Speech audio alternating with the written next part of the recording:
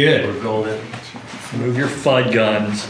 So obviously this is Radian's factory gun. It pretty much combines all of their upgrades that they've sold in the past all in one package for you, which is pretty cool. We're gonna start right at the butt, right on the stock right here. So what's really cool about the stock is you can adjust the length of the stock right here. Once you find your perfect length that you want to shoot at, to eliminate the stock wobble, you just click in this lever right here, and then you have a solid stock. There's barely any wobble to it. So it keeps it nice and sturdy for you.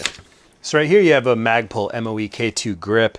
Nothing fancy. It does have a little less of an extreme grip angle. What's nice is you have these lines and these curves right here. Everything just kind of just fits together nicely. So a couple other cool features right here.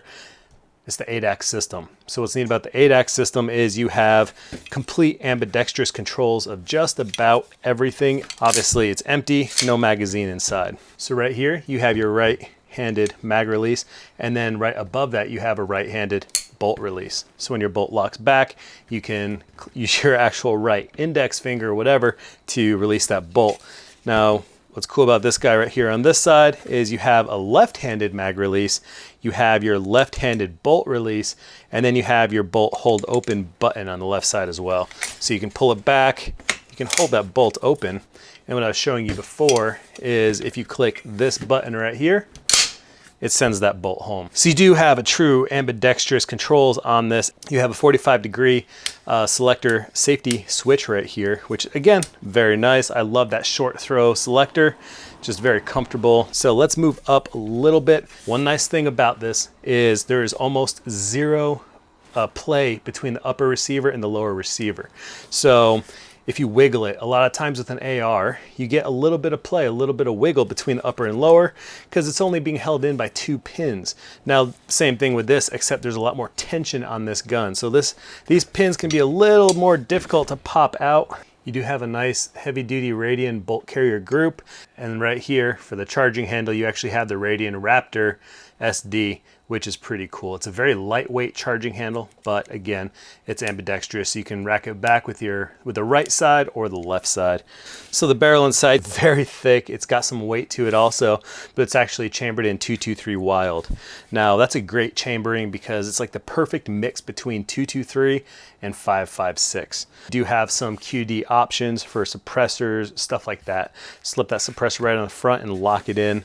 But in general, there's a little view of what it looks like. What we're going to do now is we're going to test that trigger pull. Let's see what that trigger pull is coming in at.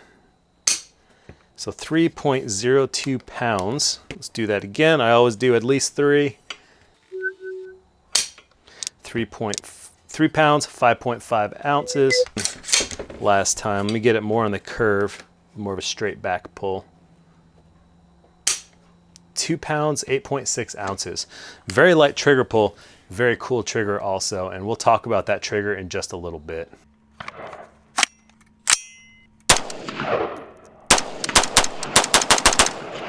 I'm here with the True Shot guys, and they actually let me borrow this Radian Model 1 AR-15 to test. So we have Kurt with True Shot and we have John with True Shot. So what we're gonna do real quick is we're gonna talk about the Radian Model 1. And this is essentially Radian's complete factory built AR-15. Basically all of their upgrades that they sell, they stuck them all together. Heavyweight but impressive AR, and then they're selling it. Now I think the biggest drawback straight off the bat is gonna be the price. It's not a cheap gun. But I do plenty of talking about this throughout the rest of the video, but I like to get these guys' impressions. So Kurt, let me start with you. Sure. And what do you think of the overall? Like, what do you like? What do you dislike?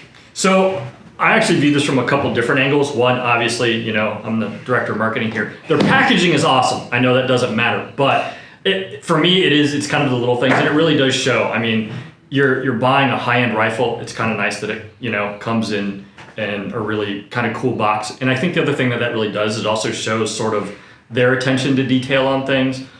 Just in terms of the rifle, yeah, the weight is a little bit heavier. However, obviously, you know, you've got to billet upper and lower. The tolerances between the upper and lower are really tight. Yes, they are. So I mean, just from a machine and build standpoint, that's really good. I love their short throw ambi safety selector. They've also got, ambi bolt release as well as their mag. ADAC system. So I think that's great. Their barrel is, in terms of profile, it is a little bit heavier, but I think that's a good thing in this case. And all around, it's just a solid gun. It is. As you think about, hey, is a go-to? Yeah, I would do this all day. Yeah. So, yeah. Absolutely. Yeah. So, Kurt kind of touched on what I was thinking of. Tolerances are super tight. The barrel profile, like you said, is heavy. It is a 14.5 with a pin and welded muzzle device.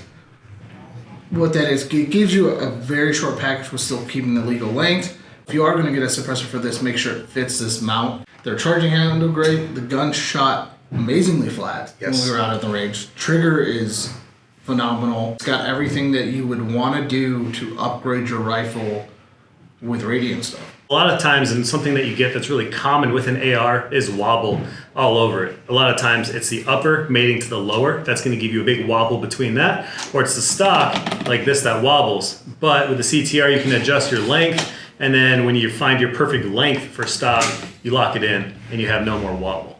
What's nice about this too is these pins are really hard to pop out. You need, I use a 5.56 round and I just poke them and then I can get the pin out. But like they mentioned, the tolerance between the upper right here and the lower is so tight that there is no play at all between the upper and the lower. A lot of ARs, including my LWRC, there's a pretty good wiggle between the two, and there's things that people come out with, like little wedges you could stick in there to reduce that wobble. This doesn't need it because it's already so tight. Heavy weight. The one thing is, the heavier the gun, typically, the better the recoil mitigation. So the felt recoil impulse. You're recording.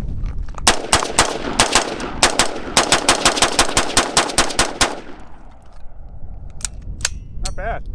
So when you have a slightly heavier AR, especially on the barrel, the front end side of the AR, it just shoots even flatter because of that. Combine that with a really crispy light trigger. That was the other thing I was going to hit on. The trigger on this thing is really pretty amazing. Yep. I think a lot of times it is. You'll see, it's obviously going to be better than mil spec. Yep. But I appreciate the fact that it is. It's a light trigger pull, but it's crisp. So. Yeah, and again, the ambidextrous, everything on this gun is ambidextrous because of their ADAC system. When you look at ARs, the attention to detail can depending on the manufacturer, your upper lower colors, where they all line up, there's slight little different tolerance things. Absolutely. They took the time, the attention to detail on everything matching up properly, everything looking great, even as little as putting a QD mount in the back for your sling. It's spot on. Yeah, even talking about detail, look how cool these little cuts are on the pick rail on the bottom. It doesn't look like a standard pick rail bottom cut. There's like little flattening cuts. They kind of rounded a lot of the sharp edges on them.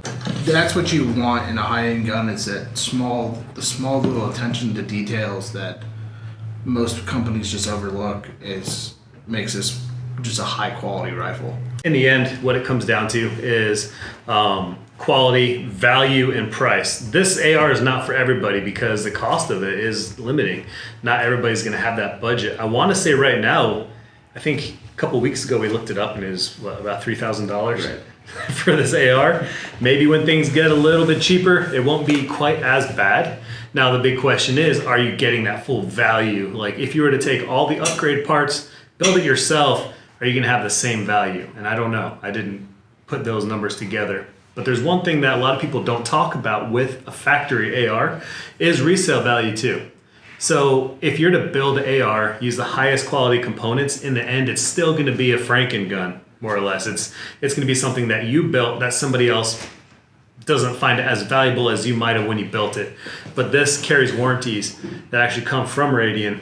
And this is actually a factory gun, so it's not just something somebody pieced together. It's a great gun, and yes, is it a high price tag? Yes. However, like we've talked about, it is kind of a buy once, cry once kind of deal. And it is. Sometimes you see some rifles and other manufacturers, and they demand a higher price. And some of that is build quality. Sometimes you're buying name, and I would definitely say in this case you're definitely getting attention to detail and build quality. Thanks everybody for watching. I appreciate it, and a special shout out and thank you to True Shot for letting me borrow this rifle for quite a while. True Shot guys, appreciate it. Thank you. Bye. Bye. Bye. Bye.